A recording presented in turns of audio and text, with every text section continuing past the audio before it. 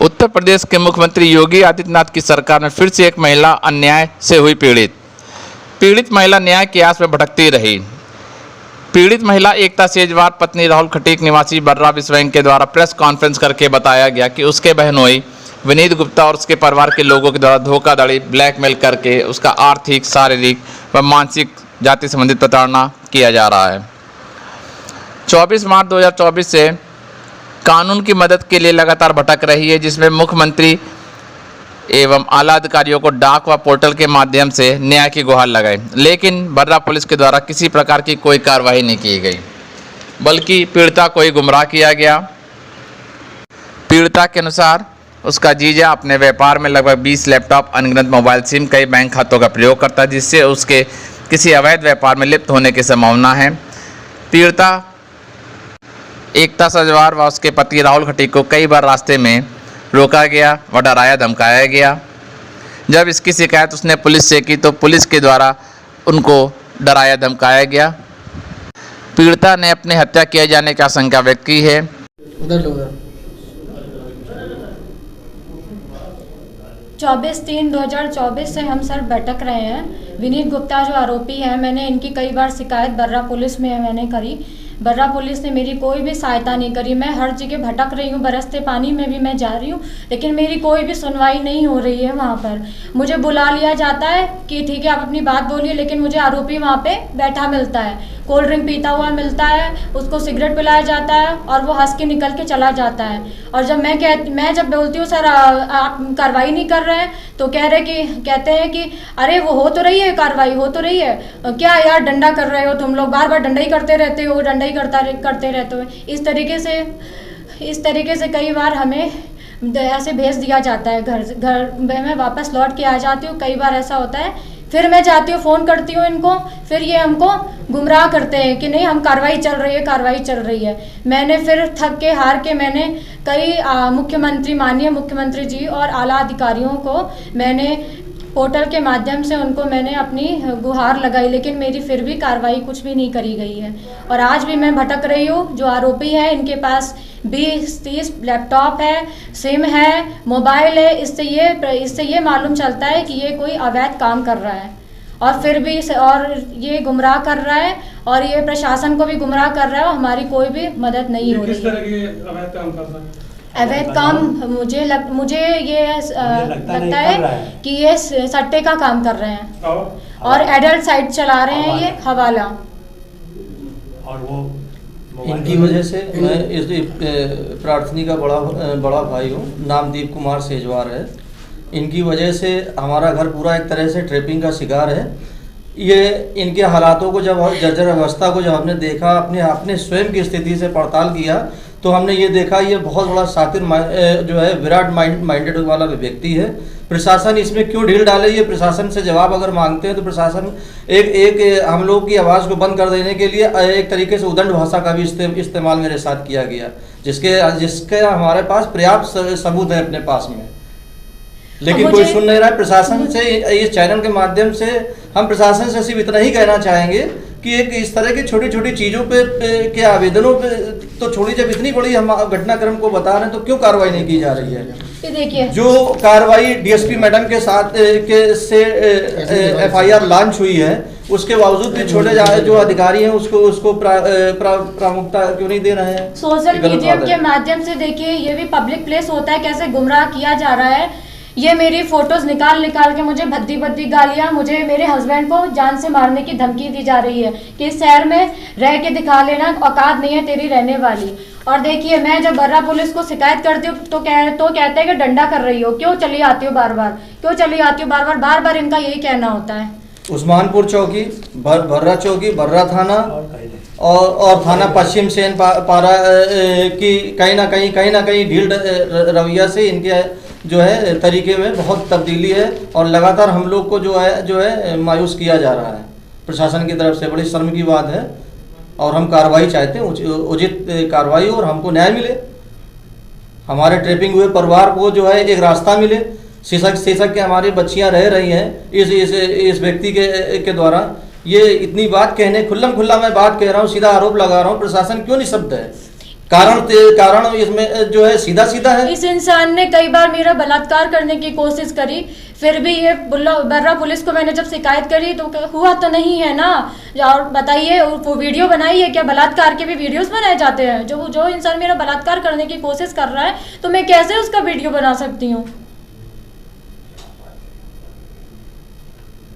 पीछा करता, अपने बच्चे को बैठा लिया। कई बार मुझे मेरा पीछा करता है, मैं अपनी बच्ची को ट्यूशन भी नहीं भेज पा रही, स्कूल भी नहीं भेज पा रही हूँ। पत्थरबाजी हो रही है, घर के बाहर शीशे में पत्थरबाजी हो रही है। मेरे हस्बैंड को पीछा करते हैं, कई लोग घेर लेते हैं। हमारे 75 वर्षीय पिता के साथ में भी बहुत बार अभद्र भाषा का कई बार इनके ऊपर हाथ छोड़ा गया। ये दुष्कर्म और इस तरीके से अवैध धंधे के विषय में जब प्रशासन लगातार एक तरह से मैं ये सीधे कहूँगा कि सहयोग दे रही है। जाति सूचक गालियाँ दी जा रही है हमें। मैं इनका हस्बैंड हूँ, मैं यहाँ जॉब कर रहा हूँ, मैं बाहर का रहने वाला हूँ ग्वालियर का। आए दिन मुझे धमकी दी जाती है कि कानपुर छोड़ दो, यहाँ रह नहीं पाओगे, जान से मार देंगे। मेरा नाम राहुल है, मैं एकता सेजवार का हस्बैंड हूँ और मैं ऑफिस जाता हूँ तो आए दाएँ बाएँ मुझे कहीं लड़के मिलते हैं, बीच में रोक लेते हैं। पुलिस को जो शिकायत भी की बर्रा थाना बनना तो आवेदन भी दिए गए हैं पर कोई सुनवाई नहीं है। क्या सामूहिक गैंग बनाकर हमला करते हैं? हाँ, सामूहिक गैंग बनाकर था। और मेरी छोटी सी बच्ची है 4 साल की, इसी कारण मैं उसको स्कूल नहीं भेज पा रहा हूँ मैं, क्योंकि मेरी वाइफ उसको एक कोचिंग छोड़ने भी जाती है तो मेरी वाइफ के साथ इधर इर्द गिर्द लड़के फिरते रहते हैं, तो इसलिए उनको मैं स्कूल नहीं भेज पा रहा मेरी बच्ची को अपनी। उसकी स्कूल की पढ़ाई भी उसकी बर्बाद हो रही है। सोशल मीडिया के माध्यम से खुद तो बदतमीजी कर रहे हैं और अपने लोगों से भी करवा रहे हैं। गंदी गालियां दे रहे हो। मेरे फादर को मारने के लिए आए थे और मेरे साथ बलात्कार की जब कोशिश इन्होंने करी, इन्होंने मेरी बेटी, जो मेरी 4 साल की बेटी है, उसकी आँख भी इन्होंने भूसा मार दिया, उसकी आंखें लाल हो गई। कई बार मेरे घर में आके मुझे मारा, मेरे पापा को मारा। जब मैंने बीच बचाव किया, थाना पुलिस ने खाली समझा के भेज दिया। कई बार गुंडे लेके आया, अपने भाइयों को लेके आया। एक बार होली के टाइम पे ये निर्वस्त होके गाड़ी में मेरे घर के दरवाजे बदतमीजी की। इसका पूरा पड़ोसी गवाए, सब गवाए, तब भी पुलिस ने कोई कार्रवाई नहीं की। पुलिस सब लेते हैं, थाना बर्रा चौकी सब लेते, सबके संज्ञान में सब है। आईजीएस भी किया, जन सुनवाई भी की, कई आवेदन भी किए, वाइफ पोस्ट भी किए, सब कुछ किया, पर 4-5 महीने से खाली में टहला रहे हैं। यहाँ तक कि मतलब एसीपी की सबको भी ये सब खबर है, सबको सब थाने चौकी सबको मीडिया न्याय का एक स्तंभ, इसलिए हमने मीडिया का स्तंभ है कि हमारी बात सब जगह पहुँचे और हमें न्याय मिले। मैं बाहर का रहने वाला हूँ क्योंकि मुझे खतरा है और मैं यहाँ जॉब करता हूँ। मैं जॉब सेव कर सकूँ, अपने बच्चे को स्कूल में आ सकूँ और मेरी वाइफ भी सेफ रहे। कई साल पहले साजिशन इनको बुलाया और बुला के इनसे अकाउंट्स वगैरह सब ले लिया। उसके बाद में पता नहीं कितने करोड़ों का ट्रांजैक्शन कर डाला। ये विनय गुप्ता का ऐसा काम है, ये लोगों से अकाउंट लेता है। कहीं 20-30 मेरा भी अकाउंट नहीं यूज किया। कहीं मुझे खतरा है और मैं यहाँ जॉब करता हूँ, मैं जॉब सेव कर सकूँ, अपने बच्चे को स्कूल में आ सकूँ और मेरी वाइफ भी सेफ रहे। कई साल पहले साजिशन इनको बुलाया और बुला के इनसे अकाउंट्स वगैरह सब ले लिया। उसके बाद में पता नहीं कितने करोड़ों का ट्रांजैक्शन कर डाला। ये विनय गुप्ता का ऐसा काम है, ये लोगों से अकाउंट लेता है। कहीं 20-30 मेरा भी अकाउंट नहीं यूज किया। कई करोड़ के ट्रांजेक्शन की ऐसे मेरे जैसे आदमी को कम से कम 20-30 लोगों के अकाउंट लेता है, कहीं करोड़ के कहीं ट्रांसफर करा। और इनका जो दलाल है उसका नाम अमित शुक्ला है, वो उनको अकाउंट ला के देता है। इनका को पार्टनर सोमनाथ गुप्ता है जो उनके साथ में को पार्टनर है। कई करोड़ अरबों का बिजनेस है और साइबर से भी बिल्कुल और इनकम टैक्स से भी बिल्कुल हर जगह गुहार लगा दी। कोई सुनाई नहीं, हर जगह गुहार लगा रहा हूँ। अगर कोई अच्छे से जांच, कोई अच्छा ऑफिसर जांच करे तो एक कई करोड़ के अरबों के इनके खाते निकलेंगे। कई लैपटॉप मिलेंगे, कई गाड़ियां मिलेंगी, कई लड़कों के अकाउंट मिलेंगे। अमित शुक्ला प्रमुख आरोपी जो इनको जो है अकाउंट्स ला के देता है एक तरीके। और निशु गुप्ता और क्या और अमित शुक्ला मुझे फोन ला के धमकी देते हैं, यहाँ से चले जाओ। मैं विनीत गुप्ता का आपको कुछ बिगाड़ नहीं पाऊंगा। उसके मेरे खिलाफ सबूत में, मतलब उसके खिलाफ मेरे पास सबूत भी है, रिकॉर्डिंग भी है। उसने मुझे धमकी भी दी है कई बार मेरा कोई इनकम टैक्स, मेरा कोई साइबर कुछ नहीं बिगाड़ पाएगा। सब में मेरा कोई कुछ नहीं कर पाएगा। ज्यादा अगर बात करो, अगर प्रशासन का वास्ता दो, शासन का वास्ता दो, है ना, तो ये डायरेक्ट ये कहते हैं कि आपको शायद पता नहीं है, जो है सेजवार परिवार बिल्कुल हमें लगता है जो है जरा सा भी बुद्धि का विकास नहीं है। ये 10-10 रुपए में यूपी MP बिहार की पुलिस बिकती है। और इस बात से मैं लगभग सहमत हूँ। जब मैं जय उस्मानपुर चौकी गया, बर्रा चौकी गया, बर्रा थाना गया, ये चीज को हमने प्रत्यक्ष देखा और पाया और एहसास भी किया है। इस बात आए दिन पुलिस चौकी से हमें फोन लगवाते हैं, धमकी दिलवाते हैं।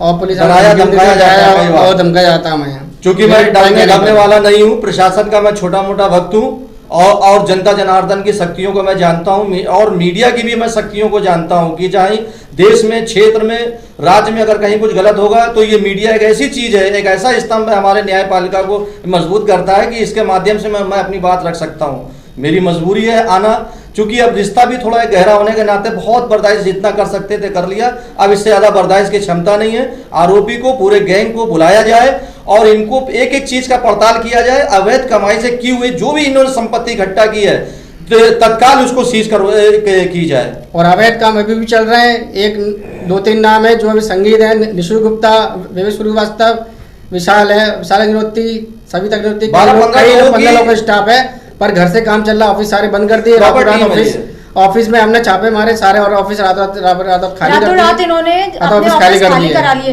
पर आपने क्यों ये चीज हमें पुलिस वाले काम कर रहे हैं। कोई नगर के पुलिस वालों ने कोई राजेश यादव भी इनके साथ मिले हुए हैं। हमारी जो है एकता सेजवार से जो बड़ी बहन है कविता सेजवार, उसका स्त्री धन भी मिलके हड़प करके रखे हुए हैं। पूरा इसका जो भी सामान है, पूरा जो स्त्री धन जो भी है सब, और जब बाद में पता किया तो पता चला ये तो उसी गैंग का है, वो ये भी हिस्सा है। ये एक मैं बड़े ही संजीदा बात कहना चाहता हूँ अपने चैनल के माध्यम से कि इस चीज की पुख्ता जो है छानबीन की जाए, खोज जांच पड़ताल किया जाए और जो भी हो रिश्ते बाद में अगर व्यक्ति हमारे समाज के लिए, हमारे देश के लिए, हमारे बच्चे के लिए काम आता है तो वो हमारे अपनाने योग्य है, नहीं तो अन्यथा मैं उसका तिरस्कार करता हूँ।